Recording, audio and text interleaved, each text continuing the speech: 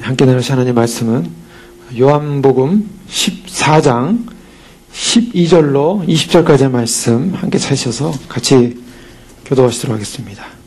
저희는 계속적으로 요한복음 14장 말씀을 살펴보는 가운데 예수님께서 이제 주님이 구속의 길, 죽음의 길을 향하여 걸어가는 상황에서 제자들이 굉장히 두려워하고 걱정하고 근심했습니다. 그런 상황에서 예수님은 다락방 강화를 통해서 제자들을 위로하시는 말씀을 시작하십니다. 그것이 바로 1절 말씀이었죠. 너희는 마음에 근심하지 말라. 하나님을 믿으니 또 나를 믿으라. 근심하지 말라. 왜냐하면 주님께서 떠나시는 그 목적의 궁극적 목적이 사실은 복된 것이기 때문에 근심하지 말라 그랬습니다. 바로 주님께서 그 목적을 가르쳐 주셨는데 바로 아버지 집에 거할 것이 많다 해서 거처에 관한 말씀을 하셨습니다. 그래서 이 거처를 예배하러 가시는 예수님, 우리 지난 시간에 그래서 왜 예수님께서 거처를 예배하셔야 하는가? 그것은 바로 잃어버렸던 에덴, 잃어버렸던 하나님과의 관계를 회복하는 그러한 것이다라는 걸 살펴봤습니다. 아담이 하나님과의 교제 가운데 있었습니다. 에덴 동산에서 하나님을 알았고 하나님을 배웠고 하나님에 대한 지식을 가졌고 그리고 하나님으로부터는 생명을 얻었습니다. 그럼에도 불구하고 그는 하나님의 말씀을 거역했고 하나님께서 하지 말라 하는 그런 약속을 깼습니다. 그것이 바로 행위 언약적 언약을 깨는 사건이 일어났죠. 그래서 죽음이 왔던 것입니다. 그래서 그 바로 에덴 동산에서 쫓겨났죠. 쫓겨남으로 하나님께 이르는 길을 잃어버렸습니다. 더 이상 에덴으로 가서 하나님을 만날 길을 찾을 수가 없었습니다. 그리고 하나님과 교제했던 바로 그 진리에 이룰 수 없었습니다. 그래서 인간은 결국 진리로부터 벗어나서 참 진리를 모르는 존재가 되어버렸습니다. 더 나아가서 가장 결정적인 것은 생명을 잃어버렸습니다. 그래서 죽은 존재가 됐습니다.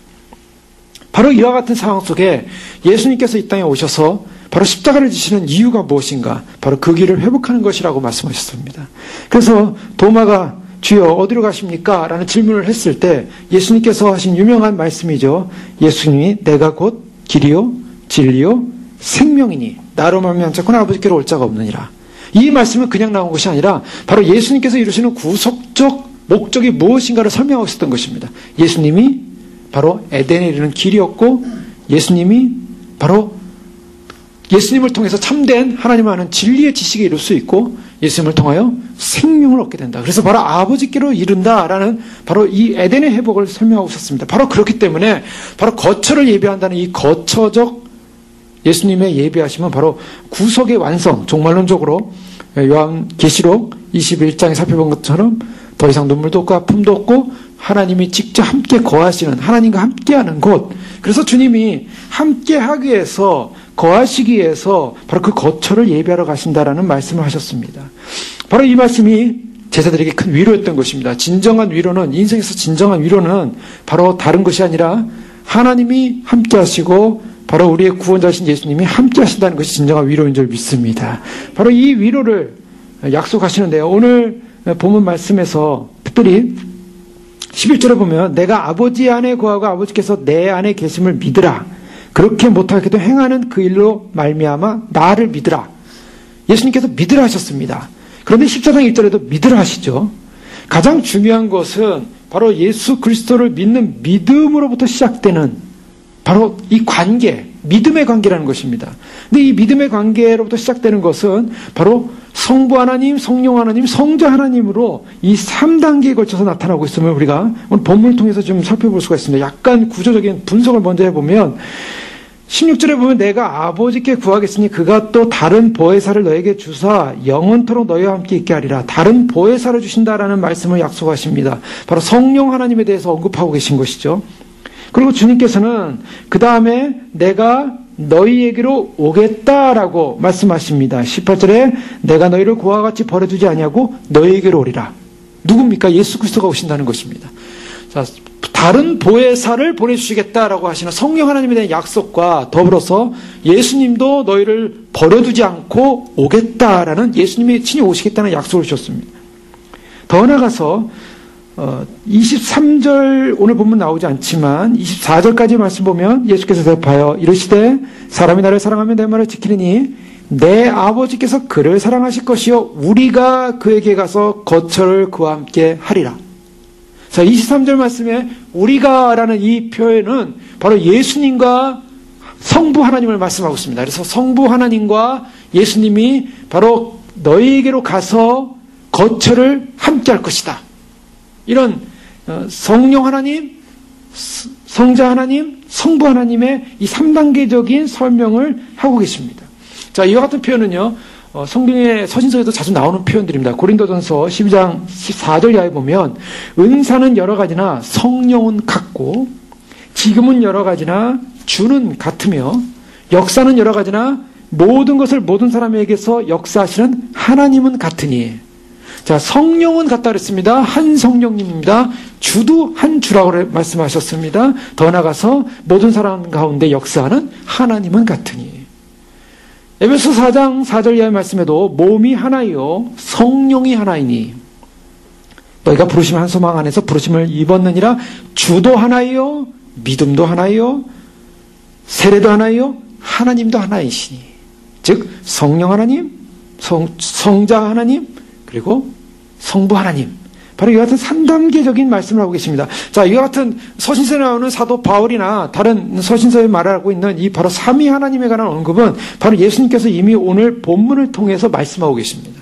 요한복음을 통해서 예수님은 제자들을 위로하고 격려하는 가운데 그들과 함께 하겠다라는 그 함께 하신다는 약속은 바로 예수님 그분이 육체로 함께 하시는 사건에서 이제는 좀 더 발전된 상황으로 성령 하나님께서 오실 것이고 예수님께서 함께 하실 것이고 성부 하나님께서 함께 하실 것이다라는 이런 확실한 이 함께 하신다는 약속을 주고 계십니다.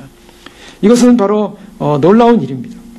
그런데요, 예수님께서 12절에 보면 내가 진실로 진실로 너에게 이르노니 나를 믿는 자는 내가 하는 일을 그도 할 것이요 또한 그보다 큰 일도 하리니 이는 내가 아버지께로 감이라. 예수님께서 이제 아버지께로 갑니다. 그런데 그들에게 위로를 주시는 것 가운데 한 가지는 믿는 자가 어떠한 결과가 나타난다라는 것을 제자들에게 알려준다는 것이죠. 그 믿는 자에게 나타나는 결과가 무엇입니까? 그는 내가 하는 일을 그도 할 것이요 또한 그보다 큰 일도 하리니. 자, 이 말씀은 굉장히 저희가 감동적인 말씀입니다. 그리고 우리가 성경을 통해서 보면은 성경에는 이 믿는 자, 기독교는 어떠한 능력을 갖고 있냐면 기적이라는 능력을 갖고 있습니다. 그래서 우리가 보통 사람들이 뭐 여러 곳을 찾다가 결국 찾다가 오는 곳이 교회인 경우가 가끔 있어요. 뭐 질병에 걸려서 많은 뭐 병원에서도 해결해 보려고 하고 또 여기도 가고 저기도 가봤는데 교회 가면 고친다더라. 그래서 교회로 오는 경우도 가끔 있습니다. 자, 왜 그런가? 성경에는요, 이런 놀라운 기적적 사건이 나옵니다. 놀라운 큰일들이 나옵니다. 자, 예수님께서 하신 일들이 무엇이었습니까? 예수님이 하신 일들은 우리가 요한복음을 통해서 그동안 살펴봤던 것처럼 예수님이 하신 일들은 많은 표적들이 있었습니다. 물이 포도주가 되게 하는 놀라운 역사가 일어났습니다. 38년 된 병자가 일어났습니다. 그리고 나면서부터 소경된 자가 눈을 뜨는 사건이 일어났습니다. 그리고 죽었던 나사로마저 살아나는 사건이 일어났습니다. 엄청난 사건이었습니다.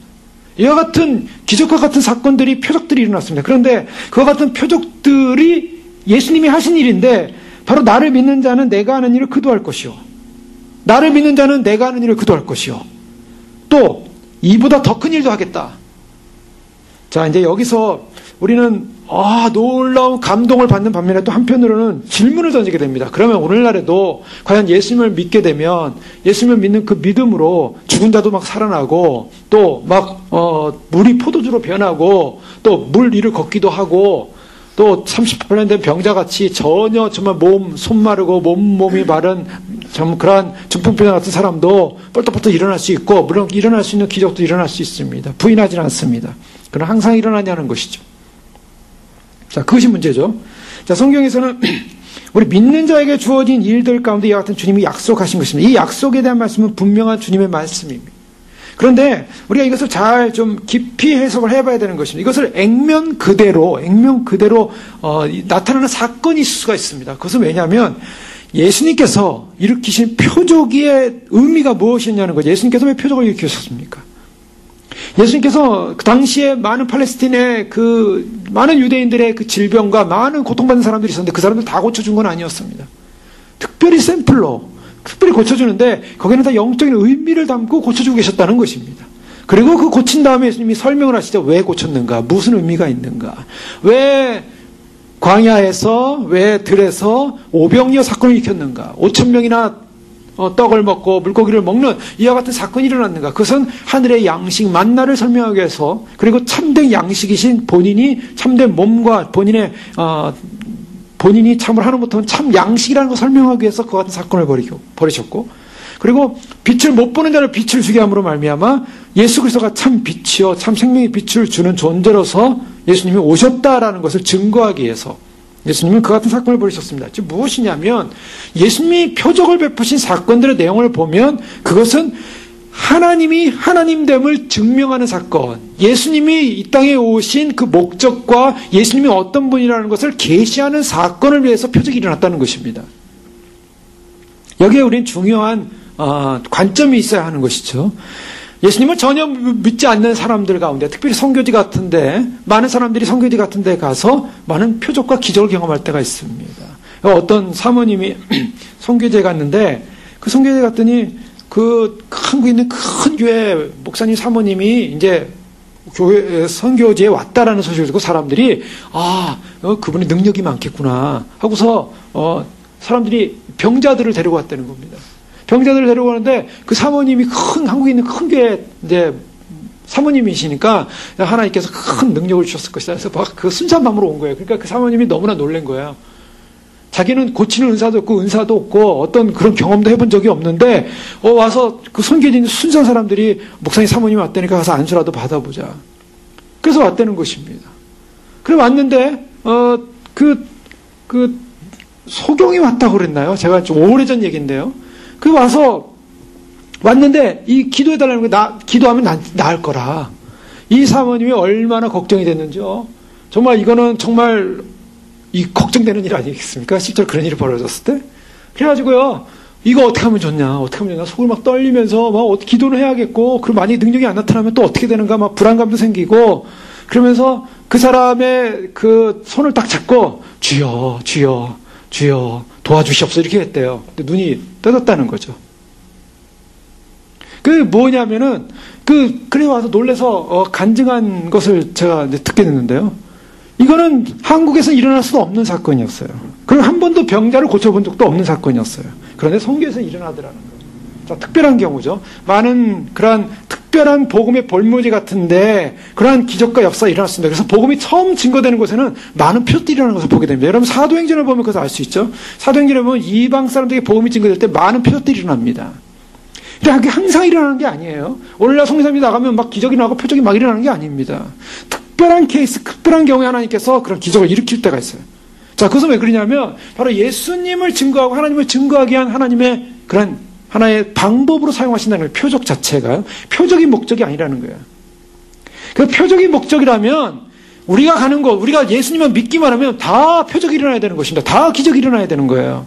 병도 없어야 되고 아픔도 없어야 되고요. 모든 것이 다 형통해야 되고요. 하여간 뭐 기름도 떨어지지 말고 뭐 물질도 떨어지지 않고 모든 것이 고난이 없어야 한다는 거예요. 왜요? 믿는 자에게 이런 표적, 예수님보다 더 큰 표적이 따라야 되는 것이니까. 여러분 어떻게 생각하십니까? 그러면 이 표적과 기적을 계속 경험하는 것이 기독교라면 그러면 결국 죽지도 말아야 되는 거예요. 살아서 그냥 주님처럼 살아서 그냥 하늘로 승천해서 올라가는 그러한 경험을 해야 되는 거죠. 그런데요, 성경에 보면요, 그렇지 않음을 우리가 발견하게 됩니다. 자, 마가복음 9장 22절에 보면 예수님께서 그 변화산에서 제자들과 함께 이제 변형되셔서 변화산에서 모세와 엘리야를 만나고 내려오신 다음에 이 함께 올라가지 못했던 제자들이 밑에서 이 귀머거리 되고 말 못하는 그런 귀신 들린 아들을 둔 그 부모님이 그 귀신 들린 아들을 데리고 왔어요. 고쳐달라고 합니다. 근데 제자들이 고쳤습니까? 못 고쳤습니다. 못 고치니까 예수님께서 언제부터 이러느냐? 어렸을 때부터 그랬습니다. 이 귀신이 그를 죽이려고 불과 물에 자주 던졌나이다. 그러나 무엇을 하실 수 있으니 우리를 불쌍히 여기소서. 예수님께서 그렇게 이제 요청하죠. 무엇을 하실 수 있으면은 좀 불쌍히 여기십시오. 제자들한테 아무리 부탁해도 제자들이 이걸 고칠 수가 없었어요. 그 예수님께서 하신 유명한 말씀입니다. 예수께서 이르시되 할 수 있거든이 무슨 말이냐? 믿는 자에게는 능치 못할 일이 없느니라. 우리 너무나 이 말씀 너무 잘하고 있는 말씀입니다. 예수님이 또 책망하시기도 하셨어요. 그래서 예수님께서 결국 고쳐주시죠. 내가 믿나이다. 믿음 없는 걸 도와주셔서. 그랬더니 귀신을 내쫓습니다. 나가고 다시는 들어오지 마라 하고 내쫓는 사건이 일어났어요. 자, 믿는 자에게 따르는 표적들, 그와 같은 표적들은 다른 마가복음 16장 17절에도 보면 믿는 자들에게 이런 표적이 따르리니 곧 그들이 내 이름으로 귀신을 쫓아내며 새 방언을 말하며 뱀을 짚어 올리며 무슨 독을 마실지라도 해를 받지 아니하며 병든 사람에게 손을 얹어도 나으리라.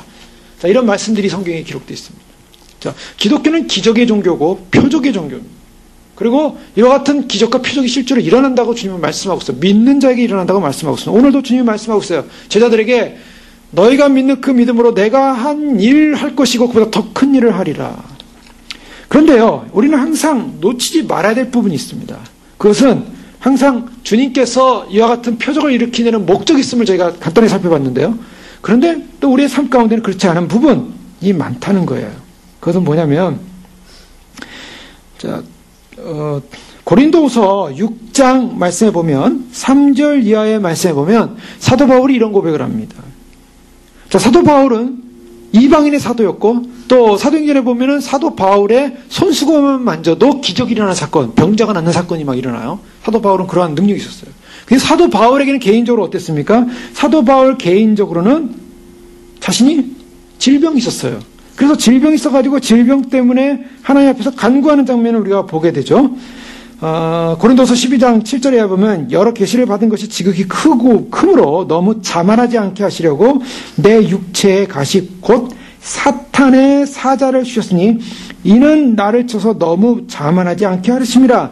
이것이 내게서 떠나가게 하기 위하여 내가 3번 주께 간구하였더니 나에게 이르시기를 내 은혜가 내게 족하도다.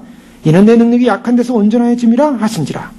그러므로 도리어 크게 기뻐함으로 나의 여러 약한 것들에 대하여 자랑하리니 이는 그리스도의 능력이 내게 머물게 하려 함이라. 자, 사도 바울은요, 자신 안에 이 가시가 있었는데 이 가시로 해서 3번 기도했다고 성경 말하고 있죠.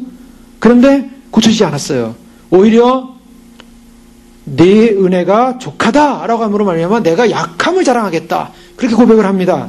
그리고 고린도서 6장으로 가보면 6장 3절 이하에 보면 우리가 이 직분이 비방을 받지 않게 하려고 무엇이든지 아무에게도 거리끼지 않게 하고 오직 모든 일에 하나님의 일꾼으로 자천하여 많이 견디는 것과 환난과 궁핍과 고난과 매맞음과 갇힘과 난동과 수고로움과 자지 못함과 먹지 못한 가운데서도, 즉 사도 바울이 복음을 전하는 가운데 어떤 일을 당했냐면 많은 어려움을 당했어요.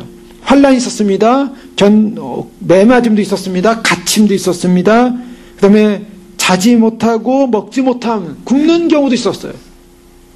예수님이 행하셨던 기적대로 사도들이 행하셨다면 먹을 것도만 만들어서 돌로 떡덩이가 되게 하고 그래서 배고프지 않아야 되는 거 아닙니까? 그런데 배고프고 맞고 그리고 환난도 있고 궁핍도 있었다는 거예요. 그런데 6절에 보니까 깨끗함과 지식과 오래 참음과 자비함과 성령의 감화와 거짓이 없는 사랑과 진리의 말씀과 하나님의 능력으로 의의 무기를 좌우에 가지고, 그 다음에 보시면요, 이제 이 듀얼리즘, 이중성이 나옵니다. 영광과 욕됨으로, 영광과 욕됨. 그러했으며 악한 이름과 아름다운 이름으로 그러했느니라. 우리는 속이는 자 같으나 참되고 무명한 자 같으나 유명한 자요, 죽은 자 같으나 보라 우리가 살아있고 징계를 받는 자 같으나 죽임을 당하지 아니하고 근심하는 자 같으나 항상 기뻐하고 가난한 자 같으나 많은 사람을 부유하게 하고 아무것도 없는 자 같으나 모든 것을 가진 자로다. 자, 기적과 표적과 능력과 큰 일만 나타나는 것이 아니라 실제로 그리스도인의 삶에, 실제로 제자들의 삶에, 실제로 사도들의 삶 속에는 그렇지 못한 영역도 있음을 말하면서, 그러나 그 양면성 속에 드러나는 사건은 뭐냐면 주님께서 우리에게 믿는 자에게 주어지는 여러 가지 큰 일의 사건이 무엇이냐? 이것은 단지 우리가 물질적으로, 가시적으로 아니면은 육체적으로 행해지는 어떠한 세상적 논리에서의 기적만이 아니라 영적인 기적이 따른다는 것입니다. 여기서 이보다 더 큰 일을 한다라는 이 개념 속에서는요, 예수님께서 복음을 전했던 그 사건과 당시에 예수님을 믿었던 사람들이 12제자였고 많은 사람들이 다 흩어져 갔습니다. 그러나 제자들이 성령을 받고 나서 솔로몬 행각에서 베드로가 설교했을 때 3,000명에게 하는 사건이 일어났습니다. 예수님보다 더 큰 일이 일어났어요. 진정으로 회개하고 세례받는 사건이 일어나기 시작합니다. 또 7,000명이 회개하고 주님께 돌아오는 사건이 일어나기 시작합니다. 사도 바울이 복음을 전하면서 또 많은 이방 교회들이 증거되기 시작했어요. 자, 이와 같은 모습을 보면 예수님은 팔레스타인 안에 머물면서 12제자를 양육하고 12제자들에게 복음을 증거했지만, 그러나 예수님이 하신 이 일들을 증거하는 제자들 속에서는 예수님이 하신 일들보다 더 많은 일들을 행하기 시작했다는 것입니다.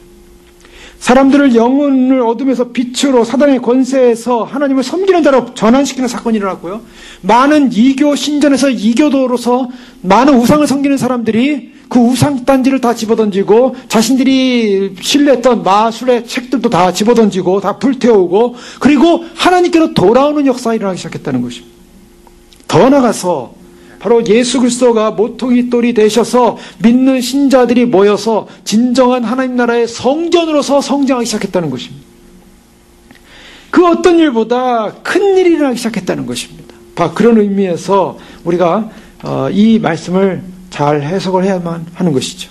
자, 내가 아버지께로 가면서 이제 더 큰 일들이 일어날 것이다. 예수 그리스도를 믿고 예수님의 죽으심과 부활과 승천을 믿는 자들에게 일어날 이와 같은 역사적인 교회적으로 일어날 그러한 여러 가지 영적인 일들을 주님께서 이제 제자들을 통해서 일으키실 것이라고 위로하시는 거죠. 그러면서요, 우리가 12절 말씀 끝과 13절 말씀을 잘 보시면요, 이는 내가 아버지께로 감이라. 아버지께로 간다는 것은 예수님께서 이제 제자들과 함께 하지 않고 부재한다는 것입니다. 없는 것입니다, 지상에서.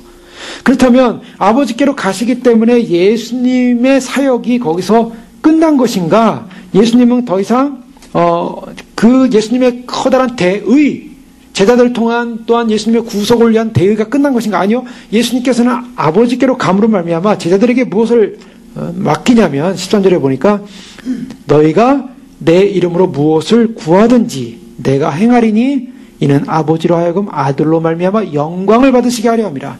너희가 내 이름으로 무엇을 구하든지 내가 행하겠다. 자, 여기서 무엇을 강조하고 있냐면 이제 나는 아버지께로 간다. 제자들에게 무엇을 말씀하면 내게 내 이름으로 구하라. 14절 말씀에서도 내 이름으로 무엇인지 내게 구하면 내가 행하리라. 이 약속을 허락하고 계세요. 자, 예수님이 이제 아버지께로 가시는데 그래서 끝이 아니라 기도하라라고 말씀하시는 것입니다. 내 이름으로 구하라라고 말씀하시는 거죠. 자, 이것은 무엇을 말하냐면 지금 예수님의 부재 현상 가운데 그들이 가장 두려워하는 것은 예수님이 떠나고 나면 그들은 이제 예수님만 의존했던 사람인데 예수님 떠나고 나면 이제 우리는 어떻게 삽니까? 예수님 떠나고 나면 이제 나는 어떡합니까? 제자들 이런 마음이었어요. 불안했어요. 그런데 예수님께서는 내 이름으로 구하라, 기도하라. 그러면 어떻게 하겠다고요? 내가 응답하겠다. 내가 행하리라 라고 말씀하십니다. 어떤 분들은 이런 말씀 보면서요, 내 이름으로 무엇이든지 내게 구하라. 무엇인지 구하라고 하니까 자, 백지수표를 예수님께서 던져주고 갔다 생각하는 거예요. 그래서 무엇인지 거기다 청구서를 쓰라는 거죠. 내게 필요한 게 뭔가? 주님 이게 필요합니다. 저게 필요합니다. 그래서 다 청구서 쓰는 거예요. 그래서 주님 하여간 내가 필요한 거는 다 구하라. 주님이 주신다고 했으니까. 자, 그런 개념일까요, 이것은? 이걸 잘 생각을 해 보셔야 됩니다. 이런 말씀을 한 단어, 한 절만 가지고 이것을 상황을 보면 이것은 마치 인간을 위해서 마치 주님께서 이제 떠나는 주님이 그냥 마음껏 네가 먹고 쓰고 살 것을 내가 줄 테니까 마음껏 구하고 살아라 하고 이런 정도의 어떤 그런 말씀으로 해석을 할 수 있다는 것이죠. 그런 것이 아닙니다. 1차적으로 예수님이 이제 떠나시는데 예수님이 아버지께로 가고 나면 이제 기도하라라는 이 요청 속에는 아버지께로 간 예수님과 제자들 사이에 갭이 없어질 것이다라는 개념을 가지고 들어옵니다. 무슨 개념이냐면 기도하면 행하리라. 즉 예수님이 떠나는 것에 대한 그런 부재로 인한 그런 마음의 공허함과 또 주님이 역사하지 않음과 그들 혼자만 살아야 하는 그런 어떤 적막한 고독 속에 있지 않을 것이다. 주님이 함께 하실 것이다. 정말 나를 믿는다면 믿음에 대한 증거를 보이라. 믿음에 대한 증거가 뭐냐? 내게 기도하라. 그러면 내가 응답하겠다. 즉 이것은 기도를 통해서 바로 주님이 그 제자들과 연합되어지겠다는 그런 메시지를 담고 있습니다. 그런 메시지를 가지고 주님이 이렇게 요청하시는 것이죠. 그런데요, 내 이름으로 무엇인지 내게 구하면 내가 시행하리라는 이 용어 속에 여기서 자세히 잘 보면 무엇을 구하든지라고 하는데 앞에 꼭 나오는 말씀이 무엇입니까? 내 이름입니다. 내 이름. 내 이름으로. 자, 내 이름이라는 것은 무엇을 말합니까? 예수 그리스도의 이름으로 무엇을 행한다는 것은 예수 그리스도의 뜻과 계획과 목적하에서 행한다는 것입니다. 예수 그리스도의 이름으로 구한다는 말씀은 예수님을 도구로 사용해서 예수님의 이름으로 기도하니 다 주십시오. 예수님께서 다 주시는 분입니다. 예수님이 공급처입니다. 오늘날 그러한 잘못된 번영신학이 가져오는 것은 뭐죠? 예수님께 명령하십시오. 예수님께 요청하십시오. 예수님이 다 주셔야만 합니다. 네? 조엘 오스틴이 하는 말이 그거잖아요. 그 신학이 절대된 것은 하나님께 요청하십시오. 하나님 줄 수밖에 없습니다. 이겁니다. 그러니까 여러분이 받지 못하면 구하지 않았기 때문이고 누리지 못하면 하나님께 요청하지 않았기 때문에 누구 책입니까? 여러분 책임입니다. 그리고 여러분이 구했는데 못 받았다면 하나님 책임입니다. 하나님은 주셔야 되는 분이라는 거예요. 하나님을 내가 원하면, 내가 필요하면, 요청하면 다 내놔야 되는 하나님은 나를 위한, 내 인생을 위한 하나의 도구로 전략시켜버렸어요. 하나님을 물질화시켜버렸고 하나를 나의 도구화시켜버렸다고요. 하나님을 섬겨야 할 대상이 아니라 내가 이용해야 할 대상으로 만들어버렸어요. 그것이 이 복음주의가 타락한 번영신학입니다. 오늘 많은 사람들 속의 개념 속에는 무엇인지 내 이름으로 구하면 주시겠다고 하니까 내가 원하는 거 구해서 받아내는 건 받아내지 못했기 때문에 여러분 기도합시오. 사람들이 기도하는 게 그냥 열심히 기도하는 게 주여 주시옵소서 주시옵소서 뭘 주시옵소서 내가 원하는 거 주시옵소서 그 주실 때까지 기도합니다. 이런 식의 어떤 모습으로 변질돼 가는 것을 보게 됩니다. 그런데 주님은요, 내 이름입니다. 내 이름. 내 이름이라는 표현이 뭡니까? 예수 그리스도의 뜻에 맞는 간구를 하라는 것입니다.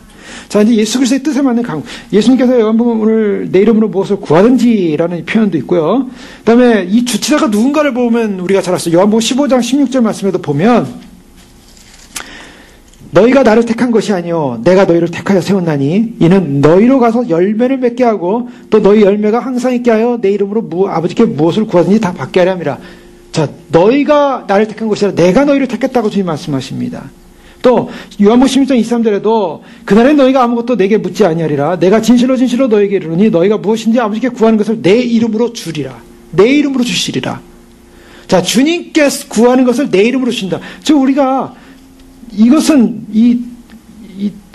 우리가 우리의 뜻을 제쳐놓고 나의 뜻을 제쳐놓고 하나님의 온전하시고 완전하신 뜻에 순종하겠습니다. 그것을 바라봅니다. 하면서 하나님의 뜻, 그의 뜻대로 머물면서 기도해야 된다는 거죠. 그것을 좀 더 요한일서에서는 자세히 표현합니다. 그를 향하여 요한일서 5장 14절 이하에 보면 그를 향하여 우리의 가진 바 담대한 것은 이것이니 그의 뜻대로 무엇을 구하면 들으심이라. 자, 그의 내 이름으로 무엇인지 구하라라고 하는 개념 속에는 그의 뜻대로 구하라는 것입니다. 자, 그의 뜻대로 구하라는 이 그의 이름 안에서 또 구하는 것이 무엇인가? 자, 지금 이 부분을 잘 전체적인 맥락을 통해 살펴봐야 됩니다. 자, 누가복음 11장에 보면요, 주님 앞에서 간구하고 기도하는 사람에게 주는 약속이 있습니다. 우리는 마태복음 이미 마태복음에서도 나오는 동일한 말씀인데요. 구하라 그러면 찾을 것이 구하라 그러면 얻을 것이요 찾으라 그러면 찾을 것이요 두드리라 그러면 얻을 것이라 이렇게 말씀하지 않습니까? 구하라는 문을 두드리라 그러면 열릴 것이요 이렇게 말씀하잖아요. 자, 그와 같은 동일한 말씀이 누가복음 11장 19절에 내가 또 너에게 이르노니 구하라 그러면 너에게 주실 것이요 찾으라 그러면 찾을 것이요 문을 두드리라 그러면 너에게 열릴 것이니 구하는 이마다 받을 것이요 찾는 이가 찾을 것이요 두드리는 이에게 열릴 것이니 너희 중에 아비된 자 누가 아들의 생선을 달라 하면 생선 대신에 뱀을 줄 자가 있고 알을 달라 하면 전갈을 주겠느냐? 너희가 악할지라도 좋은 것을 자식에게 줄 줄 알거든 하물며 너희 천부께서 구하는 자에게 뭘 주겠다고요? 성령을 주시지 않겠느냐? 자, 이게 잘 보십시오. 결론이 뭔가? 구하는 자에게 주시고 찾는 자에게 문을 두드리는 자에게 열릴 것이고 그 다음에 찾는 이가 찾을 것인데 자, 악한 부모라도 자식에게는 좋은 걸 주는데 천부께서 구하는 자에게 무엇을 주신다고요? 성령을 주신다라고 말씀하고 있습니다. 자, 이게 표현이요. 이거 동일하게 나오고 있습니다. 오늘 14장 바로 13절에 보면 내 이름으로 무엇이든지 내게 구하면 내가 행하리라 한 다음에요. 15절 빼고 16절을 보십시오. 그러면 내가 아버지께 구하겠으니 그가 또 다른 보혜사를 너에게 주사 영원토록 너희와 함께 있게 하시리라. 동일한 말씀입니다. 누가복음 11장 말씀과. 지금 이 말씀을 잘 보셔야 돼요. 지금 이 말씀 앞에서 무엇인데 내게 구하면 내가 행하리라, 내가 주겠다라는 약속을 주셨습니다. 사람들이 그만 붙잡고서 그냥 백지수표 하나 받아놓고 계속 구하기만 해요. 그런데 주님의 뜻은 거기 있지 않아요. 우리 편에서 우리가 원하는 거 받아내라가 아니라 주님은 무엇을 주시겠다고 약속하고 있습니다. 그게 무엇입니까? 하나님의 뜻 안에서 구하는 거, 그 목적이 무엇인가? 성령을 주시겠대요. 자, 성령을 주시겠다. 사람들이 그랬습니다. 내가 돈이 필요한데 물질을 구했는데 주님이 성령을 주시겠다. 이게 뭐 답이 안 나와요. 주님, 제가 뭐 건강이 필요한데 뭐 건강을 주셔야 하지 않겠습니까? 근데 건강을 안 주시고 성령을 주시겠다. 이게 답이 맞다고 생각합니까? 근데 주님은 답을 가르쳐 주셨어요. 성령을 주시겠다. 자, 왜 그럴까요? 지금 주님께서 지금 요한복음 14장에서 제자들을 위로하시면서 하는 목적이 있습니다. 주님이 왜 위로하시고 본질적으로 제자들에게 주고자 하는 본질적 목적이 뭐냐? 거처를 예비하겠다고 했습니다. 거처를 왜 예비합니까? 함께 거하려는 그런 목적이 있는 것이죠. 바로 하나님과 예수님이 바로 제자들과 함께하는 것, 함께하는 것이 그것이 에덴 동산이었어요. 인간의 본질은요, 인간의 목적은 딴 데 있는 것이 아닙니다. 인간의 목적은 하나님 안에 머무는 것이 인간의 목적입니다. 하나님께서 인간을 지으신 목적이 뭐냐? 그것은 인간 나름대로 편안하게 이 땅에서 잘 먹고 잘 살고 이 땅에서 원하는 대로 살라가 아니라 하나님과 함께 거하는 것이 인간을 세운 목적이었어요. 그런데 인간이 그 목적을 이탈해버렸다고요. 이탈해버리면서 지식을 잃어버리고 우둔해지고 그리고 무지해짐으로 말미암아 하나님을 찾지 않는 존재가 되어버렸습니다. 그래서 하나님을 찾으려면 굉장히 어려워요. 힘들어요. 하나님을 만나려면 그 만나는 게 참 어렵다고 해. 인간 자체가 하나님에서 떠나는 순간 그것이 자기 자아가 우상이 되어버리고 자기 자신이 신이 되어버렸어요. 하나님 안에서 교제하려면 철저하게 제자들처럼 하나님 없이는 못 삽니다. 하나님과 함께 하겠습니다. 이런 것이 있어야 되는데요. 그런데요, 인간의 삶에서 가장 무서운 문제, 가장 두려운 문제가 뭐였겠습니까? 성경을 통해서 우리가 분명히 아는 것은 인간 문제에 가장 본질적으로 구해야 될 본질의 문제가 뭐겠습니까? 죄 문제라고 했습니다. 죄 문제 해결하는 것이 가장 중요한 문제예요. 사람들이요, 가장 인생을 통해서 두려워하는 게 뭡니까? 죽음입니다. 죽음이라는 단어 보면 사람들은 참 공포스럽고 두렵고 참 당황스럽죠. 자, 죽음에는 여러 가지 원인이 있습니다. 뭐 쇠퇴하는 거죠. 자연적으로. 그래서 자연에 의한 쇠퇴를 통해서 점점 나이 들어가지고 뭐 길게는 70, 80, 90, 뭐 100세까지 하시는 분도 있겠죠. 그러나 결국은 죽어간다고요, 사람은요. 또 어떤 현대의학으로 고칠 수 없는 병이 걸릴 수도 있습니다. 난치병으로 인해서 고생하면서 생명을 달리할 수도 있어요. 그래서 오늘날 사람들은요, 이 생명에 대한 애착과 생명을 살리고자 하는 이 관심 때문에 의학이 발달하고 있지 않습니까? 생화학이 발달하고 있어요. 그래서 줄기세포, 우리가 그것이 뭐 도덕적으로 윤리적으로 맞냐 안 맞냐 막 논란이 많지만 뭐 신장에다가 줄기세포를 넣으니까 망가진 신장이 막 자라난대요, 지금. 뭐 그런 것까지 지금 와 있어요. 그래서 줄기세포가 발달하면 죽어가는 기관도 만들어낼 수 있는 그러한 시대, 백혈병이나 암이나 이런 무서운 병, 이런 것 때문에 우리는 사람들은 굉장히 고통스럽고 힘들어합니다. 그 문제를 해결하려고 해요. 그런데 성경에서 말하는 더 심각한 병이 있다고 말하고 있어요. 우리가 알고 있는 여러 가지 이러한 난치병들이 많이 있지만 성경에서 말하는 난치병, 정말 심각한 병, 그보다 더 심각한 병이 있어요.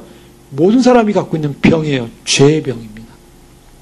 죄의 병이 들어있는데 사람들은 자신이 죄의 병이 걸렸다고 생각하지 않는다는 거예요. 죄 때문에 죽어가고 있는데 완전히 불치병이에요. 이거 고쳐지지 않아요. 아무리 약을 먹고 아무리 뭐 정결하게 살려고 하고 아무리 좋은 음식 먹고 아무리 좋은 공기 마셔도 그 죄 안 없어진다고요. 이 죄라는 엄청난 이 원인자로 인해서 인간은 완전히 죄로 인한 사망의 병에 걸려 있어요, 지금. 예수님께서 지금 해결하시고자 하는 가장 본질적인 목적은 이 사망에 걸려있는 이 질병을 해결하는 거예요. 이거 해결하러 오신 거예요.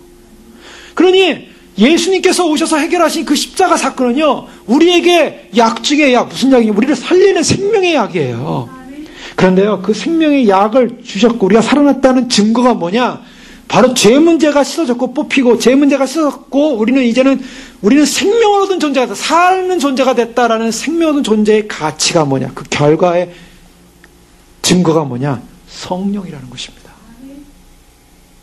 여러분, 성령님을 받았다는 것은요, 이것은 기적 중의 기적이에요. 이거는 여러분, 성령은요 아무나 받는 것이 아니에요. 성령을 받을 수도 없고 인식할 수도 없어요. 이제 주님이 그걸 말씀하세요.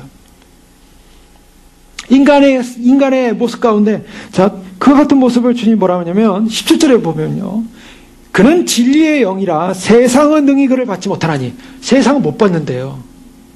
성령은 아무나 받는 것이 아닙니다. 이것은 예수 그리스도를 분명히 믿고, 그 십자가 사건을 믿고, 예수님이 나의 죄를 위해서 고통당하시고 피 흘리시고 결국 나의 이 죽음의 사망의 문제가 해결됐다라는 증표가 성령이 오신 거예요.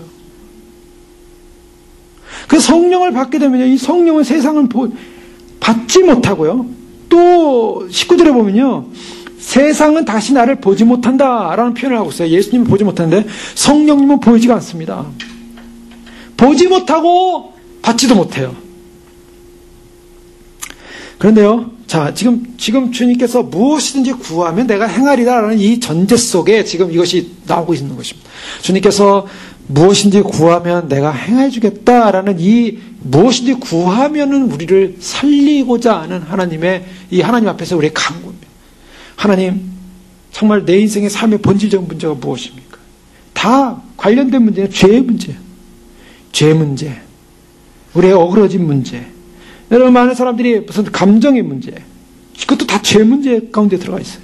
또 우리 삶의 문제 속 어그러진 삶의 문제들, 다 죄 문제가 있어요. 불신의 문제, 게으름의 문제, 하나님을 찾지 않는 분의 문제.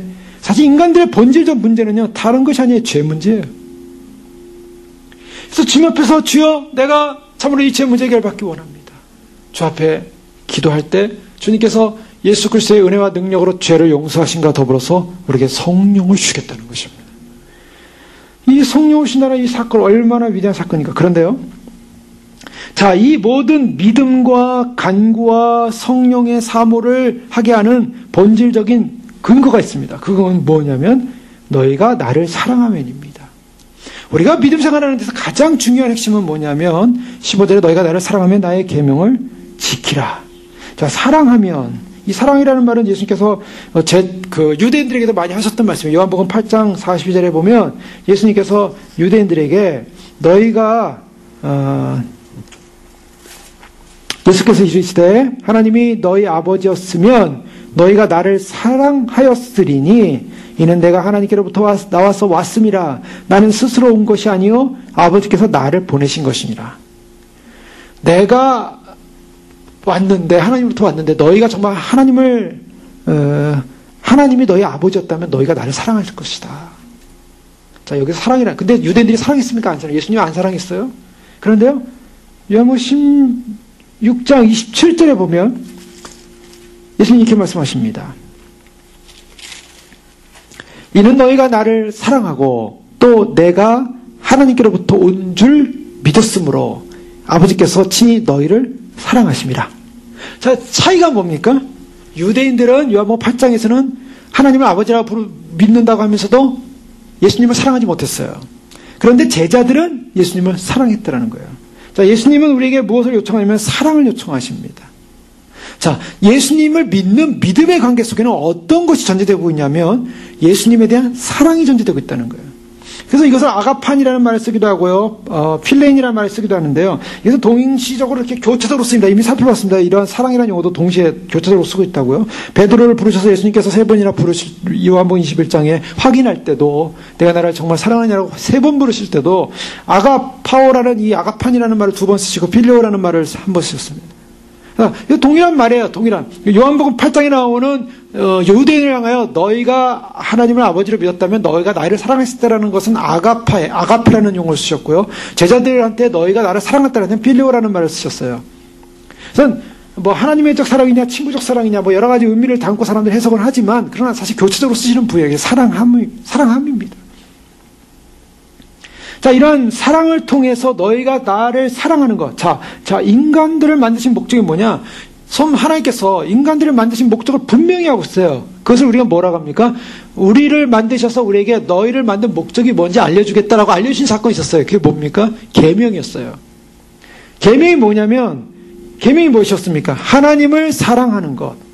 그리고 이웃을 사랑하는 것. 뭐 이렇게 계명이 맞춰지는데요. 여기서 주님이 뭐라고 하냐면 너희가 나를 사랑하면 나의 계명을 지키리라. 자, 사람이 하나님을 사랑하고 하나님의 계명을 지키는 것, 이것은 왜 필요한가? 하나님과 연합됨을 가져오기 위해서 필요하다는 것입니다. 하나님과 연합됨을 가져오기. 하나님을 사랑하고 하나님 말씀에 헌신하는 것만큼 위대한 일은 없습니다. 우리가 이 땅을 살면서 많은 일들이 일어날 수 있어요. 많은 사람들이 위대한 일을 할 수 있고요. 위대한 일을 했다라고 자랑할 수도 있어요. 또 많은 사람들이 남들이 볼 때 많은 업적을 쌓고 인생을 살았다라고 자랑할 수도 있어요. 그러나 하나님 편에서 그 하나도 위대한 일이 아니에요. 하나님 편에서 위대한 일은 하나님을 진정으로 사랑하고 그 말씀 앞에 헌신한 삶이 위대한 일입니다. 하나님은 그걸 위대하게 보시는 거예요. 여러분, 우리가 주님 나라 갔을 때 깜짝 놀란 사건은 뭐냐면 세상 다니면서 교회 다니면서 많은 일을 하고 많은 사업을 하고 많은 대단한 일을 했기 때문에 주님으로부터 많은 상급받고 많은 칭찬받을 거라고 착각하면 안 됩니다.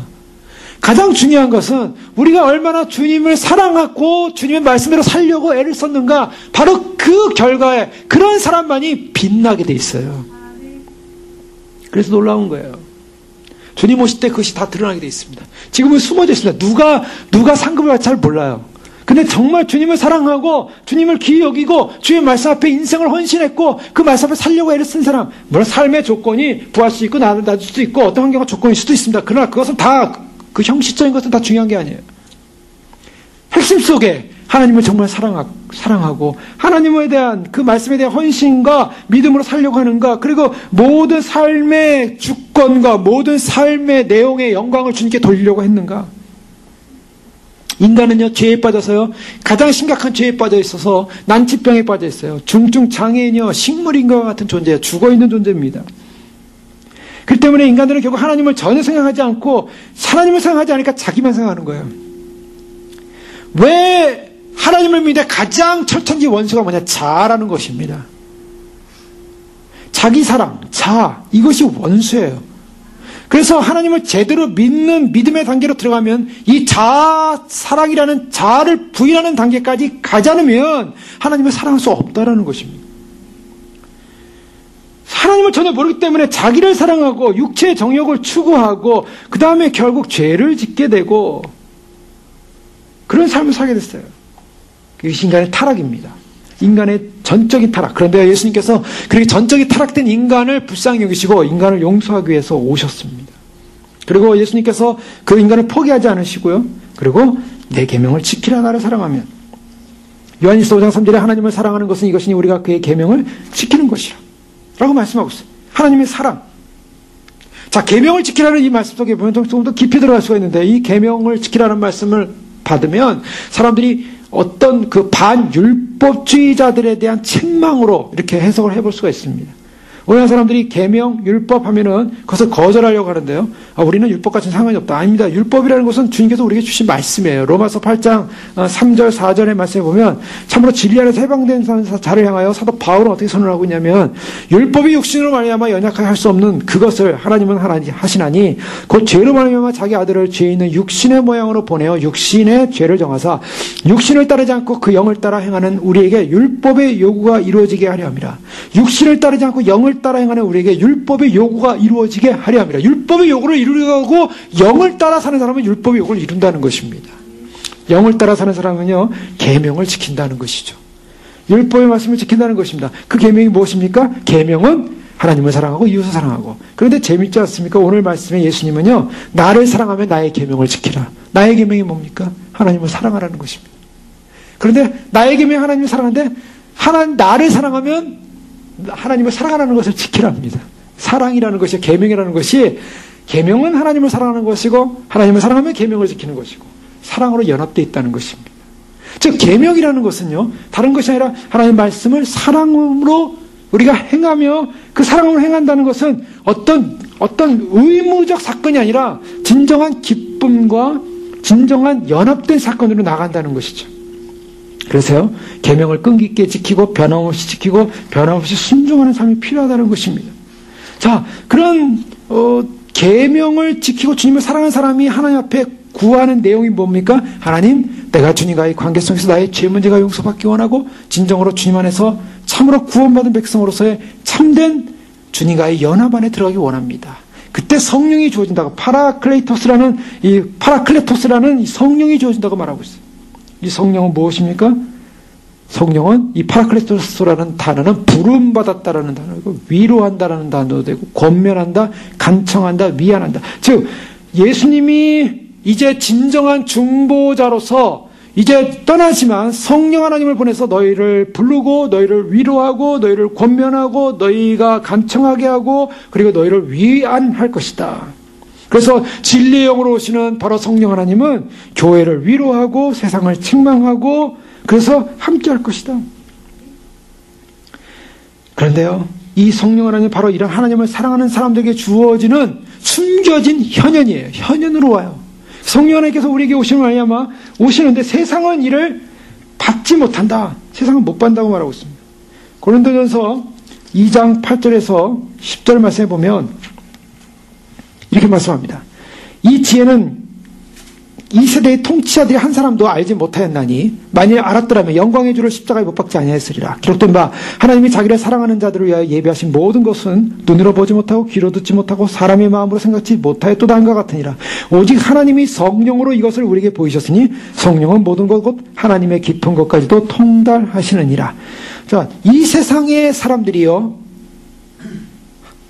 바로 이 세대의 사람들, 이 세대의 통치자들이 바로 성령님을 알지 못했고 예수 그리스도를 알지 못했어요. 왜요? 이 세상의 이 지혜를 가지고 이 세상의 지혜자들이 자기의 지혜를 가지고는 바라보지 못했어요. 왜요? 이것은요, 이 하나님, 영에 관한 일, 생명에 관한 일은 세상이 받지 못할 일이기 때문입니다. 세상의 도처에 있는 영들은 적그리스도의 영이에요. 하나님을 대적하는 영입니다. 하나님의 대적하는 영들이 갖는, 하나님이 대적하는 영들이 갖는 지식 속에는 하나님을 만나고 받아들일 수 있는 능력이 없어요. 그런데요, 그렇기 때문에 예수님께서 오늘 말씀에 세상은 능히 그를 받지 못하나니 그를 보지도 못하고 알지도 못함이라. 여러분, 이것은 참 비밀입니다. 숨겨진 비밀.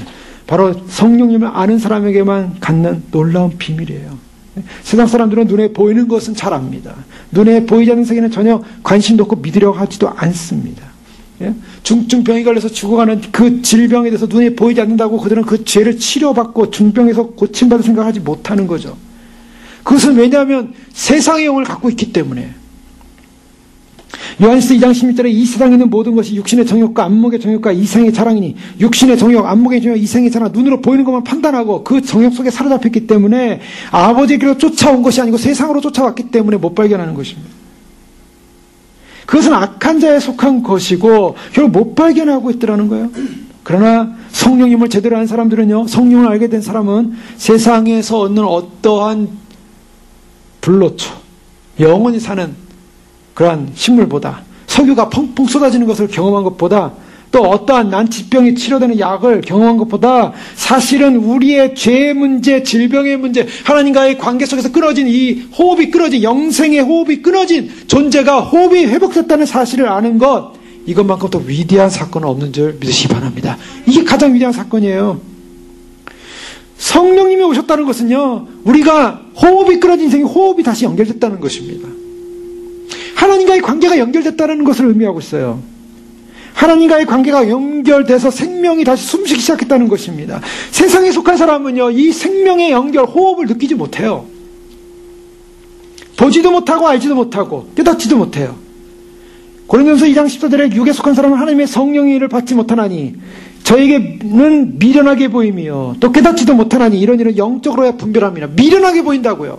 그러나 정말 중요한 것은 바로 성령을 통해서 우리가 하나님과의 생명의 관계가 호흡이 열린 사건입니다. 요한복음 6장 40절에 내 아버지의 뜻은 아들을 보고 믿는 자마다 영생을 얻는 이것이니 마지막 날에 내가 그를 다시 살리리라. 그런데요, 바로 이와 같이 다시 살리겠다고 하시면서 참으로 마지막 날에 다시 살리겠다고 하신 그 주님, 바로 그 주님의 생명을 우리에게 주신 것, 얼마나 위대한 사건인가. 17절에 보니까요. 그러나 너희는 그를 안 하니 그는 너희와 함께 거하시며 너희 속에 계시겠습니다. 너희와 함께 거하시겠다. 우리 안에 함께 거함으로 말미암아 이제는 생명의 주님이 성령 하나님께서 우리에게 생명을 주시고, 스가랴 2장 10절 이하에 보면요, 우리와 함께 거하실 약속을 주고 계십니다. 여호와의 말씀에 따라 노래하고 기뻐하라. 이는 내가 와서 내 가운데 머물 것이라. 내 가운데 머물 것이라. 예언된 말씀이에요. 그날에 많은 나라가 여호와께 속하여 내 백성이 될 것이라. 주님이 우리 가운데 머물겠다. 너희와 함께 하겠다. 그래서 성령 하나님께서 우리와 함께 하시다는 이 놀라운 사건, 이 사건을 가지시고요. 18절 말씀 보니까 내가 너희를 고와 같이 버려두지 아니하고 너희에게로 오리라. 자, 오리라는 것은 3단계로 볼 수 있어요. 예수님께서 부활하시고서요, 육체를 입고 예수님 나타났어요. 요한복음 21장에 보면요, 예수님께서 베드로에게 갈릴리 디베라 바닷가에 나타나셨을 때 예수님이 부활하시고 세 번째 나타나셨다라고 표현하고 있습니다. 육체로 나타나셨어요. 실제로요. 너희에게로 오리라. 그 다음에 예수님이 오신다는 방법은 이미 지난번 살펴봤던 것처럼 현재 종말론입니다. 이 소위 말해서 종말이 시작됐다는 인어기레이션이라는 표현이 있었죠. 종말이 시작됐고요. 그리고 실제화되기 시작했어요. 그래서 종말이 시작되고 실체화된 모습으로 성령 하나님이 오셔가지고 우리 안에 거주하시겠다는 것입니다. 그 다음에 주님이 내가 너희에게 오겠다는 것은 이제 주님이 재림시의 영광 가운데 다시 오신다는 것입니다. 그래서 골로새 1장 20절에 너희 안에 계신 그리스도는 곧 영광의 소망이니라. 자, 왜 영광의 소망입니까? 너희 안에 계신 그리스도는 영광의 소망이다. 왜 영광의 소망입니까? 앞으로 영광 가운데 오실 분이라는 것입니다. 주님이 다시 오실 때는 반드시 영광 가운데 오세요. 너희 안에 계신 그리스도니 그는 영광의 소망이니라. 그러니까 예수님은 우리 안에 성령님을 통해서 함께 거주하시고 내주하시고 말씀하시고 우리가 함께하고 있지만, 그 주님은 우리 안에 계신 그 주님은 실체 가운데 다시 영광 가운데 다시 오실 것입니다. 자, 지금은 너희가 나를 사람들은 보지 못할 것이라고 하고 있지만, 자, 19절에 보면 조금 있으면 세상은 다시 나를 보지 못할 것이다. 세상은 이제 주님을 못 봅니다. 왜냐하면 주님을 본 데까지는 인류 역사 가운데 예수님이 이 땅에 오셔서 사신 것 가운데 예수님을 본 데는 십자가까지였어요. 십자가에서 돌아가시고 난 다음에 세상은 예수님을 못 봤습니다. 예수님을 사람들에게 보여주지 않으셨어요. 예수님이 부활하시고 나서요, 제자들이 있는 은밀한 장소에 예수님이 나타나셨어요. 도마에게 나타나시고 제자들이 모인 곳에 나타나고 엠마오 두 제자에게 갑자기 나타나시고, 그리고 사라지셨어요. 자꾸 사람들이 볼 수 없었습니다. 그리고 사도들의 증언에 보면 500의 형제들에게 보이시고 승천하셨어요. 근데 세상은 못 본 상황이에요. 예수님은 세상은 못 봤어요. 이제 더 이상 세상 못 본다고 주님 말씀하시는 것은 뭐냐면, 이제 십자가 사건으로 세상은 못 볼 것이다. 그러나 제자들 너희들은 볼 것이다. 너희는 나를 보리니. 이게 중요한 말씀입니다. 어떤 사람에게는 숨겨져 있고 어떤 사람에게는 열려져 있어요. 이것이 신앙이에요. 이것이 공개된 비밀이라고 할 수가 있어요.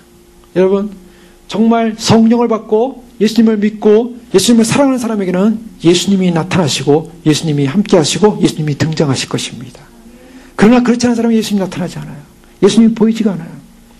데살로니가서 5장 1절 이하의 말씀에 보면요, 우리가 잘 알고 있는 마지막 때에 대한 주님의 그러한 경고요, 또한 위로의 말씀이죠. 제가 읽어보겠습니다. 데살로니가서 5장 1절 이하. 형제들아, 때와 시기에 관하여는 너에게 쓸 것이 없으면 주의 날이 밤에 도둑같이 이룰 줄을 너희 자신이 알기 때문이라. 그들이 평안하다 안전하다 할 그때 임신한 여자에게 해산의 고통이 이름과 같이 멸망이 갑자기 그들에게 이르리니 결코 피하지 못하리라. 여기 말씀에 보면 데살로니가서 5장 1절에서 3절까지의 말씀에 보면 때와 시기에 관해 너희가 쓸 것이 없는데 주의 날이 언제 온다고요? 밤에 도둑같이 이른다.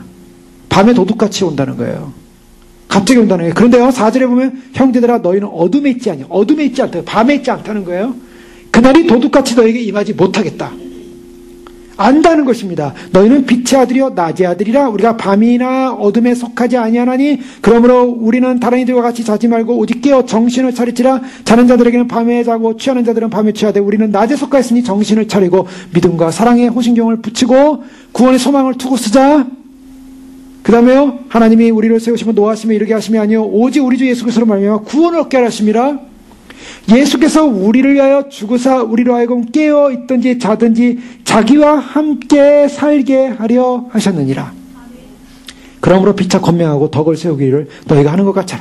여러분 이 말씀에 보면요 4절 이하부터는 뭐냐면 물론 여기서 깨든지 자든지 자기와 함께 있게 살려 하라 했다. 이 깨든지 자든지 할 때 잔다는 것은 앞에 표현된 자지 말고라는 이 표현이 아니에요. 이것은 바로 세상을 먼저 떠난 사람들, 잠들어 있는 죽은 사람들을 말하죠. 죽은 성도들을 말합니다. 깨어있는 사람들, 깨어있던 사람들이든지 아니면은 지금 무덤에 있는 바로 믿는 신부의 육체든지 자기와 함께 살게 하게 할 것이다. 노하심에서 우리를 이르게 하지 아미오. 그렇기 때문에 우리는 빛에 다니기 때문에 우리는 어둠에 있지 않고 무엇입니까? 주님을 만날 수 있다는 거예요. 그런데 어둠에 있는 사람들은 그날을 도적같이 맞이한다는 이 표현은 예수님께서 복음서에서 말한 표현과 좀 다릅니다. 이것은 도적같이 맞이한다는 것은 황당하게 만난다는 거예요. 예수님 오실 때 예수님 못 만난다는 거예요. 어둠에 있기 때문에. 어떤 사람은 세상은 그를 보지 못합니다. 세상은 예수님을 만나지 못합니다. 그러나 너희는 나를 보리니. 여러분 이것이 바로 비밀이에요. 지금 이 너희는 나를 보겠다는 것은 무슨 말씀이에요? 주님이 오셔서 보혜사로 오셔서 현재 참으로 제자들에게 임재하시고 함께 하시겠다는 약속일 뿐만 아니라 앞으로 종말론적으로 오셔서 함께 하시겠다는 약속입니다. 5장 10절에 자기와 함께 살게 하렴이라. 주님께서 5장 10절에 분명히 약속하고 있지 않아요? 우리를 주구사 우리라 하여금 깨있든지 자든지 자기와 함께 살게 하려 하셨느니라. 자기와 함께 살게 하려 하셨느니라. 함께. 예수님께서 요한복음 14장에서 제자들을 떠나면서 하시는 말씀은 내가 너희를 위하여 처소를 예비하러 간다. 다시 와서 너희를 나 있는 곳에 영접하게 하겠다. 함께 얘기하겠다. 여러분 우리에게 진정한 소망이라는 것은 그리스도와 함께하는 것인 줄 믿습니다. 주님 오실 때 주님을 못 맞이하는 백성이 있고요. 주님을 맞이하는 백성이 있는 거예요. 그런데 역사적으로 주님께서 다시 지상 재림할 때는요 다 볼 거예요. 요한계시록 1장 7절에 볼지어다 구름을 타고 오시리라. 각인의 눈이 그를 보겠고 그를 찌른 자들도 볼 것이요 땅에 있는 모든 족속이 그를 위하여 애곡하리라. 이 사람들 보는 사람은 어떤 사람들입니까? 심판받는 사람들이에요. 그때는 심판받아요. 그때는 심판 왜요? 그때는 주님께서 권세를 가지고 오시는 거예요. 데살로니가 후서 1장에 보면요 바로 그 말씀을 하고 있어요. 데살로니가서 1장 7절에 보면 환난 받는 너에게는 우리와 함께 안식으로 갚으신 것이 하나님의 공이시니. 지금은 환난 받고 지금은 어렵지만 고통스럽지만 안식으로 함께 갚으시겠다. 그것이 하나님의 공이다. 주 예수께서 자기의 능력의 천사들과 함께 하늘로부터 불꽃 가운데 나타나실 때, 주님이 다시 오실 때 하나님을 모르는 자들과 우리 주 예수의 복음에서 복종하지 않는 자들에게 형벌하시리니. 하나님을 모르는 자들, 첫째 모르는 자들, 불신자들입니다. 그 다음에 보세요. 우리 주 예수의 복음에 복종하지 않는 자들. 이 복음을 받았음에도 불구하고 복음을 받아들이지 않고 복종하지 않고 순종하지 않더라는 거예요. 복음. 예수님의 죽으심과 부활하심과 승천하심과 다시 오심의 영광스러운 복음에 복종하지 않는 자들에게 형벌하시니 이런 자들은 주의 얼굴과 그의 힘의 영광을 떠나 영원한 멸망의 형벌을 받으리라. 그날에 그가 강림하사 그의 성도들에게 영광을 받으시고 모든 믿는 자들에게 놀랍게 여김을 얻으시리니. 주님이 강림하시는 그날, 주님이 오시는 그날, 바로 주님을 보는 모든 사람들에게 이런 심판의 이 주님을 정말 빛 가운데 맞이하는 백성들에게는 영광스러운 주님을 맞이하는 그런 축복이 있지만, 함께하는 축복이 있지만, 그렇지 못하고 복음을 거절한 사람들이 오는 무서운 형벌이 따르고 있다는 것입니다. 요한일서 3장 2절에 사랑하는 자들아 우리가 지금은 하나님의 자녀라. 장래에 어떻게 될 것은 아직 나타나지 아니하였으나 그가 나타나심이 되면. 지금 사도 요한이요. 지금 이 글을 요한이 썼을 때는 이미 오랜 시간이에요. 사도 요한이 이제 세상 떠나기 직전입니다. 제일 오래 살았습니다. 사도 요한은요. 그래서 AD 한 70년 정도로 보고 한 80년까지도 보기도 하는데요. 어쨌든 사도 요한이 이제 곧 세상을 떠나기 전에 마지막으로 쓰는 편지들이에요. 그런데요. 예수님 부활도 봤고 승천도 봤습니다. 사도 요한이. 그런데 아직 나타나지 않았으나 그가 나타나시게 되면 그가 다시 오심을 말하고 있어요. 우리가 그와 같을 줄 아는 것은 그의 계신 그대로 볼 것을 인함이라.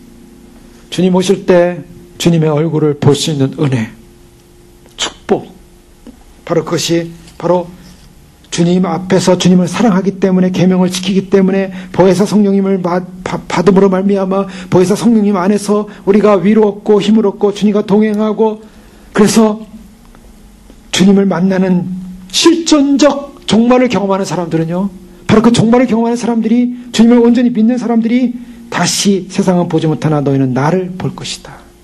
내가 살아있고 너희도 살아있겠습니다. 주님이 부활해 살아있는 것처럼 너희도 살아있다. 우리의 살아있음의 근거는 예수 그리스도가 살았기 때문입니다. 그 때문에 주님과 연합되어 있기 때문에 우리는 사는 거예요. 우리가 그리스도와 함께 죽을 때는 우리 자신도 죽는 겁니다. 죄와 함께 죽는 거예요. 그러나 그리스도가 살았기 때문에 우리도 주와 함께 살게 되는 것입니다. 그래서 그날에는 20절에 내가 아버지 안에 너희가 내 안에 내가 너희 안에 있는 것을 너희가 알아. 그날에는 언제입니까? 그날에. 자, 여기 종말론적인 위로가 오는 거예요. 지금 주님께서 떠나시면서 약속하시는 거면 그날에 너희가 내 안에 내가 너희 안에 함께 구하는 것을 너희가 알 것이다. 자, 우리 인생이 진정으로 죄가 죽음의 죄로부터 해방이 되고 죄의 문제가 이 사망의 질병의 문제가 해결되고 회복되고 고쳐받았어요. 고침받았어요. 생명이 회복됐어요. 그 생명이 회복된 결과가 뭡니까? 바로 하나님이 인간을 처음 창조하실 때 가졌던 생각대로 하나님을 사랑하고 하나님의 말씀에 전적으로 헌신하고 순종하고 하나님의 생명과 능력과 축복을 함께 누리는 바로 그 단계, 즉 그리스도와 연합되는 관계입니다. 그날은요, 숨겨진 하나님의 권능이 나타나는 날이고 백성 하나님 참으로 자기 백성과 함께 열방이 인정받게 되는 날인 것입니다. 그날은 엄청난 축복의 날이에요. 마지막 날, 요한복음 6장 39절에 말씀해 보면 예수님께서 요한복음 6장에서 특별히 그날에 관한 얘기를 많이 하셨습니다. 39절에 보면 나를 보내신 이의 뜻은 내게 주신 자 중에 내가 하나도 잃어버리지 아니하고 마지막 날에 다시 살리는 것이라. 마지막 날에 살리는 것이라. 40절에도 내 아버지의 뜻은 아들을 보고 믿는 자보다 영생을 얻는 이것이니 마지막 날에 내가 이를 다시 살리려 하리라. 44절 말씀에도 나를 보내신 아버지께서 이끌지 아니하시면 아무도 내게 올 수 없으니 오는 그를 내가 마지막 날에 다시 살리리라. 54절에도 보시면요, 내 살을 먹고 내 피를 마시는 자는 영생을 가졌고, 영생을 가졌어요. 이미 이 실존적 종말이에요. 지금 우리가 정말 성령을 통해서 영생을 가진 존재가 됐습니다. 그런데 마지막 날에 내가 그를 다시 살리리라. 자, 요한복음 항상 이 듀얼리즘, 이 두 가지라고 그랬어요. 주님의 종말이 미래에 오지만 우리 안에 지금 와 있습니다. 이미 우리 안에 그런 구원의 실현으로 와 있어요. 시작이 됐어요. 그런데 그 마지막 날에 완성을 시켜주겠다는 약속을 하고 있습니다. 그날에, 오늘도 20절에 그날에는 내가 아버지 안에 너희가 내 안에 내가 너희 안에 있는 것을 너희가 알리라. 어떤 사람에게요? 너희가 나를 사랑하면 나의 계명을 지키리라. 사랑하는 자에게, 계명을 지키는 자에게, 주님을 사랑하는 것. 그 사랑함으로 어떤 사건이 일어났습니까? 그리스도를 믿는 것입니다. 너희는 나를 믿으라. 근심하지 말라. 거처가 예비되어 있다. 예비하면 올 것이다. 무엇인지 구하라. 너의 삶의 문제, 인생의 문제, 본질의 문제, 사실은 죄의 문제다. 이 죄의 문제를 주 앞에 다 구하게 되면 주님께서 보혜사를 보내셔서 죄를 용서하셨다는 확증과 함께 거하실 뿐만 아니라, 그래 주님을 사랑하고 주님과 함께 연합된, 주님으로부터 회복되어진, 주님 우리를 만드신 목적 안에 변화된 인생은 세상은 보지 못할 것이지만 너희는 주님 다시 오시는 날 빛의 자녀로서 그날을 도적같이 맞이하지 않고 나와 함께 있을 것이다. 주님의 약속인 줄 믿습니다. 주님의 사랑 안에 거하시고 주님 앞에 순종하시고 주님, 정말 주님께서 오시는 영광의 날을 소망하면서 주님 앞에 간구할 때 주께서 우리의 죄를 용서하시고 성령 하나님 내주하셔서 오늘도 오시는 주님 앞에 우리가 구원 얻고 생명 얻은, 정말 이상 어떤 가치와 비교할 수 없는 성령 하나님 내 안에 내주하시고 기뻐하고 감사하고 감격하고, 그래서 그 성령 하나님이 계심으로 말미암아 내게 영원한 영생의 생명이 주어졌음을 우리가 확인하고 찬양함으로 남은 시간 주님 오시는 날까지 주님께 영광 돌리는 회복된 인생으로 승리하시는 저 여러분 되시길 주 이름으로 축원합니다. 기도하겠습니다. 이 시간 기도하겠습니다. 기도할 때 그렇습니다. 주님, 우리를 회복시켜 주시고 참으로 우리가 영원히 죽어야 될 존재였는데 주님께서 우리를 참으로 택하시고 사랑하시고, 참으로 주님 우리를 하여 그 십자가의 고통과 아픔을 다 겪으시는 영광스러운 그 주님의 사랑으로 함께 하시니 감사합니다. 참으로 그렇습니다. 이제 우리는 외로운 존재가 아닙니다. 주님이 함께하는 존재입니다. 참으로 주님 근심할 수 없는 존재입니다. 진정 근심하지 않고 주님 앞에 진정한 사랑으로 주 앞에 간구할 수 있는 주님, 우리가 참으로 우리의 모든 인생의 가장 두려운 난치병, 다 죽어야 하는 난치병, 그래서 시한부로 살 수밖에 없는 이 난치병의 문제, 주님이 십자가의 피로 용서하시고 뿌려주셔서 다 씻어주시고 우리에게 성령 하나님 보내주셨습니다. 주여, 성령님이 내 안에 계시고 그 성령 하나님의 확신과 그 인증으로 말미암아 오실 주님을 사모하며 그날에 주님을 배울 수 있는, 그래서 주님 안에 거할 수 있게 하시고 주님이 우리 안에 거하시고 주님의 그 거처 안에 거할 수 있는 축복을 주셔서 감사합니다. 놓치지 않게 해주옵소서. 간구하게 하옵소서. 주님과의 갭이 있는 것이 아니라 우리가 주 앞에 진정 주님을 사랑한다면 주 앞에 기도할 것이고 주님을 진정 믿는다면 기도할 것이고 주님 앞에 기도할 때 기적과 표적과 더 큰 역사와 참으로 생명이 살아나는 역사와 구원을 얻는 역사와 주님 오심을 믿지 못하는 백성들이 주님 오심을 믿을 뿐만 아니라 눈이 열리고 귀가 열리고 우리가 도적같이 주님을 맞이하지 않으며 참으로 주님 빛의 자녀로서 주님을 맞이할 수 있는 귀한 기적을 경험하는 놀라운 은혜 가운데 서로 축복하여 주시옵소서. 주님을 맞이하며 소망합니다. 달려갑니다. 함께 기도하겠습니다. 할렐루야. 아버지 하나님 감사합니다. 주님께서 우리를 인도하시고 이끄시고 생명의 진리 가운데 인도하여 주셔서 아버지 우리를 불러주신 것 감사합니다. 주여, 참으로 주님께서 우리를 부르신 그 생명의 연합, 아버지 그 생명의 연합 가운데 우리를 불러주셨사오니 빼앗기지 않게 하소서, 놓치지 않게 하소서. 아버지 하나님 참으로 주님 그 생명의 연합이 우리 가운데 충만하게 하시고 그 생명의 연합이 우리 가운데 역사하게 하시고 아버지 하나님 참으로 주님께서 놀라운 은혜와 역사를 말미암아 하나님의 놀라운 기적과 표적과 하나님의 놀라운 은혜와 하나님의 놀라운 생명의 역사, 하나님의 놀라운 은혜 역사와 하나님의 놀라운 진리 역사를 말미암아 주 앞에 서게 도와주시옵소서. 할렐루야. 라스바라라사라 할렐루야. 예수 그리스도라스바라라 여스바라라사라 예수의 보혈의 능력으로 말미암아 예수의 보혈의 능력으로 말미암아 예수님의 생명의 능력으로 말미암아 라사라 임하시는 하나님 할렐루야. 라사라 구원의 능력으로 임하시는 님을 찬양합니다. 예수님의 거룩한 능력으로 임하시는 님을 찬양합니다. 할렐루야. 아버지 하나님 참으로 주님, 우리는 죽을 수밖에 없는 참으로 절망에 있는 아버지 하나님 영원한 사망에 참으로 주님 그런 질병에 걸린 존재들이었습니다. 그러나 아버지 하나님 참으로 주님 숨겨진 그날, 주님 오시는 그날, 아버지 하나님 문이 열리는 그날, 생명의 길이 열리는 그날 주님이 역사하여 주시고 주님이 응답하여 주시고 주님의 역사를 드러내 주시옵소서. 주님의 영광을 드러내 주시옵소서. 주의 말씀을 드러내 주시며 주여 주님 오시는 영광에 생명이 살아나게 하시고 구원이 일어나게 하시고 아버지 구원의 역사 가운데 우리 행하시며 주님 앞에 온전히 설 수 있는 믿음으로 승리하시고 축복하여 주시옵소서. 레스마라 알레나 사라라 스마라라 이런 사람 오 주님 감사합니다. 아버지 하나님 참으로 우리를 부르셔서 감사합니다. 주님 감사합니다. 영광이 그날 오는 날 주님을 맞이하게 도와주시고 아버지 하나님 사라스마라 우리를 부르신 주님의 영광 가운데 온전히 서서 주 앞에 설 수 있도록 축복하시고 온전히 주 앞에 서게 도와주시고 온전히 진리 앞에 서게 하시고 말씀 앞에 서게 하시고 온전히 주님 오시는 영광 가운데 주님을 맞이할수록 축복하여 주시옵소서. 주님 앞에 행하며 접니다. 아버지 하나님 우리를 이끌어 주시옵소서. 인도하여 주옵소서. 주님 감사합니다. 영원히 죽을 수밖에 없는 시한부로 살 수밖에 없는 불치의 병을 가지고 태어난 존재들이었습니다.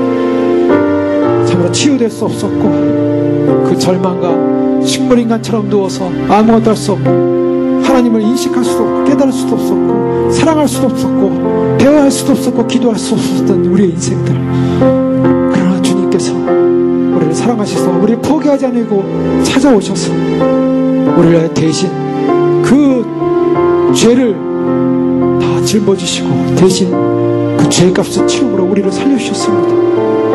우리에게 생명이 전가되었습니다. 예수 그리스도의 심장이 전가되었고 예수님의 생명이 전가됨으로 주님 잃어버렸던 모든 호흡이 돌아왔고 우리의 인지 능력이 돌아왔고 주님 안에서 우리가 부름받은 그 목적과 생명과 삶의 놀라운 역사가 아버지 하나님 우리 가운데 일어났음을 찬양합니다.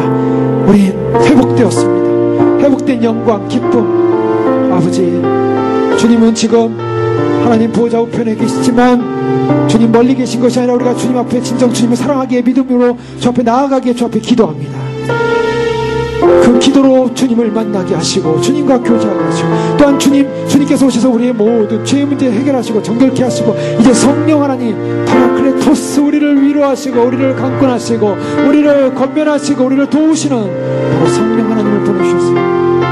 이제 주님 그 성령의 인침으로 말미암아 주님의 오심을 우리 안에 10년 가운데 우리가 인정하고 믿고 모시고 기뻐하며 살아갈 뿐만 아니라 이제 주님 오시는 그날 세상은 주님을 보지 못하겠지만 주님 성령 하나님을 모시고 주님을 사모하는 사랑하는 의의 신부들은 주님을 맞이하게 될 줄을 믿습니다. 주님은 보고 주님과 함께 거하는 영광의 날, 주님 그날을 사모합니다. 오시옵소서. 주님 이 세상의 것들은 이 세상의 영들은 주님을 만족시킬 수 없습니다. 오직 주님 안에 머무는 것, 주님의 사랑 안에 머무는 것, 주님을 사랑하는 것. 그래서 우리가 남은 삶의 생애의 모든 족적을 주님 위하여 주님의 영광을 위하여 살며 주님의 주님됨을 증거하며 계시를 드러내며 바로 믿음으로 살 때 믿는 자에게 이와 같은 표적이 따르느니 주님의 주님 되심과 오심을 증거되어지는 역사가 일어날 때 좀 믿습니다. 그러기 위해서 주님의 표적이 일어나게 하시고 그러기 위해서 하나님의 역사가 일어나게 하시고 하나님이 증거될 수 있도록 축복하여 주옵소서. 질병도 낫게 하시고 모든 삶의 문제들이 참으로 주의 오심과 역사와 나라와 영광을 통해서 증거되는 역사가 그 믿음을 통하여 이루어질 수 있도록 축복하여 주시옵소서. 할렐루야. 오시옵소서. 오시님을 찬양하며 예수님의 이름으로 감사하며 기도 올려옵나이다. 아멘.